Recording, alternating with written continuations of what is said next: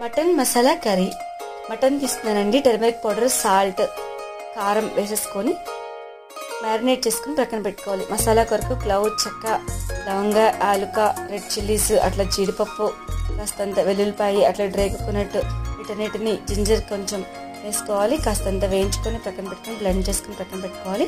Curry కొరకు cooker పెట్టుకొని కాస్త సాజీరా, బిర్యానీ ఆకు, అట్లనే టమాటోస్, ఆనియన్స్ ఇవన్నీ వేయించేసుకోవాలి.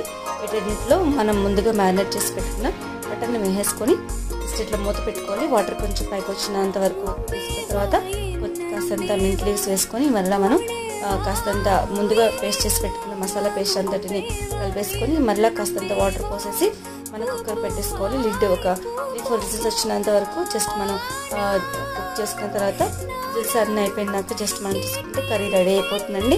ఇట్లా ఆయిల్ పైకి వచ్చేగానే మనకి కర్రీ అయిపోయింది. కొత్తిమీరతో గార్నిష్ చేసుకుందాం.